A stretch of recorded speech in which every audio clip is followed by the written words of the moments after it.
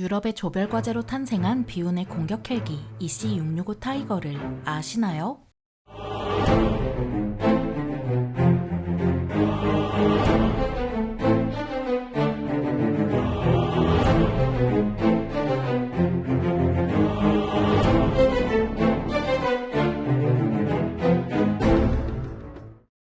안녕하세요. 지식 스토리입니다. 이번에는 이름에 걸맞지 않은 공격 헬기 EC-665 타이거에 대해 알아볼 텐데요. 1980년대 초 냉전이 정점에 달하면서 소련의 기갑 유입을 우려한 프랑스와 서독은 소련의 기갑 장비를 때려 부술 고급 다목적 헬기 개발을 추진합니다. 이에 따라 프랑스와 서독 정부는 공동으로 고급 다목적 헬기 요구 사항을 제시했으며 여기에 프랑스의 항공기 회사 아에로스파시알과 독일의 항공기 회사 MMB가 참여합니다. 그렇게 합작사가 출범했지만 1986년에 개발비가 계속해서 오르자 프랑스와 서독 정부는 개발 사업을 때려치우는데요. 특히 서독 정부는 미국으로부터 아파치 공격 헬기를 도입하는 게 공동 개발로 헬기를 개발하는 것보다 비용이 낮을 거라 판단했죠. 삐진 프랑스 역시 국방부 장관 명의로 1986년에 성명을 발표하면서 공동으로 헬기를 개발하는 비용이 오버됐으므로 사업을 정리하겠다고 언급했습니다. 그렇게 타이타닉처럼 침몰하는 줄 알았지만 프랑스의 톰슨 CSF가 동아줄처럼 내려와서 전자장비 개발을 맡았는데요. 그렇게 프로젝트는 1987년 11월에 재개됐고 이때 요구사항도 변경되면서 대전차 능력이 집중받았죠. 사업 관련 기관도 1987년부터 1989년까지 대대적으로 개편되면서 1989년 5월부로 프랑스 서독 헬기 사무국이 사업 책임 기관으로 설치되었습니다. 총 5대의 시제기를 우선 생산하기로 정하자 이 중 3대는 비무장 시험용으로 사용하고 2대는 서독에서 대전차 형상으로 개발하는데요. 타이거로 이름을 정한 해당 기체는 1991년 4월 27일에 첫 비행을 했으며 비행은 약 30분가량 이어졌죠. 하지만 1990년대에 들어서면서 또 예산과 함께 개발 추진력도 떨어지는데 가장 큰 이유는 예산을 부담했던 서독 정부가 통일로 인한 충격으로 예산 문제를 겪었기 때문입니다. 이와 함께 냉전의 종식으로 향후 구매 수요까지 줄어들 거란 전망이 나오자 신형 공격 헬기 개발에 투자하기 어려워지기도 했습니다. 그래도 독일이 해온 게 있는 만큼 타이거 한 대를 개발해서 대전차 공격 임무 외에도 정찰, 근접 항공 지원, 호위 임무 등을 다하고자 의욕을 가지고 프로젝트를 이끌어 나갔는데요. 1992년 개발에 참여한 아에로스파시알과 MMB가 하나로 합병되면서 유로콥터로 재편됐죠. 1996년 12월 프랑스와 독일 정부는 합의를 거쳐 타이거에 필요한 무장이나 지원 장비를 계속 개발하기로 했습니다. 1999년 6월 18일 독일과 프랑스 정부가 초도 배치 물량으로 각각 80기, 도합 160기를 33억 유로라는 거금으로 계약하죠. 우여곡절 끝에 타이거는 2002년 3월 22일 독일 도나우베르트 공장에서 출고됐으며 양산기 승인 검사는 2003년부터 시작됐는데요. 프랑스 육군은 2005년 3월 18일자로, 독일 육군은 2005년 4월 6일자로 타이거를 받게 됩니다. 그렇다면 이런 타이거가 어떤지 재원을 살펴보겠습니다. 타이거는 전장 14m에 전폭 13m, 전고 3.8m이며 최대 이륙 중량은 6톤에 승무원은 2명이고 무장은 30mm GIAT-30 기관포 한문, 20mm 기관포 포드, 각종 무유도 로켓, 대전차 미사일, 공대공 미사일이며 최대 속도는 시속 290km에 항속거리는 800km입니다.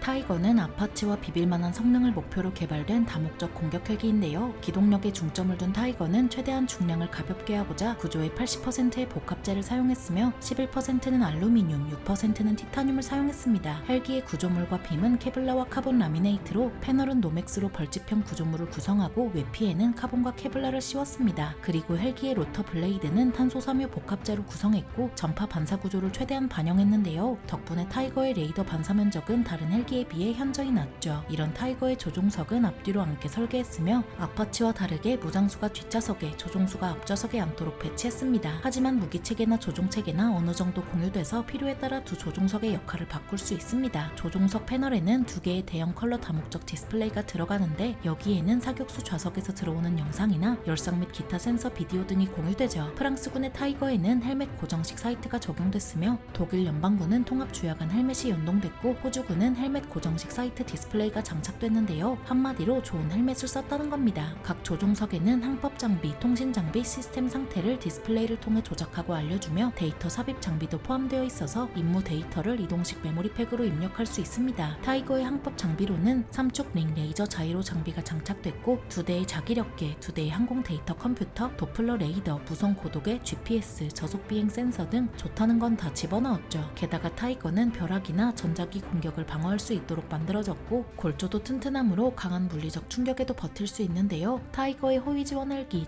형상은 2기의 1285마력 엔진을 탑재했고 타이거의 파괴 지원 헬기 형상은 2기의 1467마력 엔진이 탑재됐습니다. 타이거의 엔진이나 로터, 전면 디지털식 조종석은 모두 새로운 현세대의 것이 적용됐으며 표적 식별 및 획득 체계는 3세대 장비가 장착됐는데요. 거기에 타이거는 적외선 흔적을 최소화하기 위해 배기가스를 찬 공기와 섞어서 위로 배출하도록 설계했고 로터는 회전 소음을 최소화했으며 동체는 폭을 좁혀 탐지될 가능성을 줄였죠. 동체는 레이더 전파를 반사하도록 설계했고 레이더 전파 흡수체가 적용돼서 적 레이더에 탐지되는 면적도 매우 작습니다. 타이거는 공격 헬기인 만큼 다수의 로켓, 발칸포, 미사일이 통합됐고 기본적으로 대부분의 형상은 30mm 기관포가 설치되어 있습니다. 필요하다면 20mm 기관포 포대를 장착할 수 있고 대전차 미사일이나 로켓 발사기도 4기가량 장착할 수 있습니다. 또한 미스트랄 단거리 공대공 미사일도 장착할 수 있어 제한적인 공대공 임무를 수행할 수 있는데요. 타이거는 정말 좋은 헬기 같지만 정말 좋은 헬기였다면 아파치와 함께 공격 헬기 시장을 양분했겠죠. 유로콥터의 타이거 첫 수출은 2001년 12월 호주와 성사됐고 호주는 무장 정찰형 타이거를 제안했습니다. 호주는 무장 정찰형 타이거를 22기 도입하기로 했지만 계속 납품 일정이 밀리면서 도입이 지연되자 2007년 7월 1일부터 때려치우게 됩니다. 부랴부랴 2008년 말에 이 문제가 해결되는 듯 했지만 이후에도 타이거가 성능이 호주의 기대에 못 미치자 2019년 8월에 타이거의 대체품을 물색하기 시작하는데요. 고작 22기 도입하는데도 이러니 나머지는 어떤지 말 안 해도 알겠죠. 스페인은 2003년 9월 공개 입찰을 통해 타이거 호위 지원 헬기 형상을 24기가량 도입했고 2007년 5월 인도 공군은 타이거, 러시아 헬기, 미국 헬기를 두고 고민했지만 결국 손을 들어준 건 아파치였습니다. 한국도 2012년 공격 헬기 도입 사업에서 타이거, 아파치, 망구스타 3종을 두고 고민하더니 결국 2013년 4월 아파치에 손을 들어주는데요. 유로콥터는 2013년 1월 발표를 통해 브라질, 말레이시아, 카타르 등과 협상했다고 밝혔고 2015년 12월에는 폴란드가 타이거 입찰을 고려했지만 밀24 업그레이드로 가닥을 잡아버립니다. 도대체 타이거는 뭐가 문제인 걸까요? 타이거는 가장 최신형 헬기 중 하나지만 유럽의 조별과제가 발목을 잡은 거였습니다. 타이거는 개발 기간이 고무줄처럼 늘어지면서 개발 참여국의 입맛을 맞추고자 다양한 형상을 개발했고 그 결과 개발비는 계속 올랐습니다. 그리고 다양한 형상을 개발하는 건 좋았는데 문제는 형상 간 공통성이 없다시피 해서 엔진부터 정비까지 각자 도생해야 하는데요. 해외 구매국은 타이거를 수리하거나 정비하려면 전부 유럽으로 보내야 하는 어지러운 상황까지 겪는 탓에 비용과 시간 문제가 만만치 않았습니다. 거기에 더해 2012년 도입한 3기의 타이거에서는 조종석에서 연기가 나는 미친 상황이 벌어졌고 독일 연방군에서 도입한 타이거도 기체 결함이 심하다는 게 밝혀졌습니다. 그나마 프랑스군의 타이거 호위 지원 헬기 형상이 2009년 7월 아프간에 첫 실전 배치되면서 다국적국 보병을 지원했는데요. 2010년 7월까지 1000시간의 운용 시간을 달성함으로써 그나마 서력할 수 있었죠.